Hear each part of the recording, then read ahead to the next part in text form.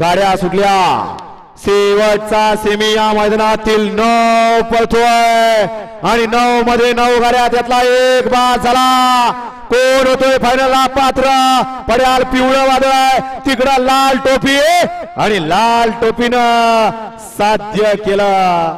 भारत आणि रायफल कडनं पडलो म्हणजे मी काय कमी नाही आणि कमी समजायचं नाही कारण कडनं सुद्धा गाडी फायनलला पात्र ठरू शकते सेमी फायनल 9 चा निकाल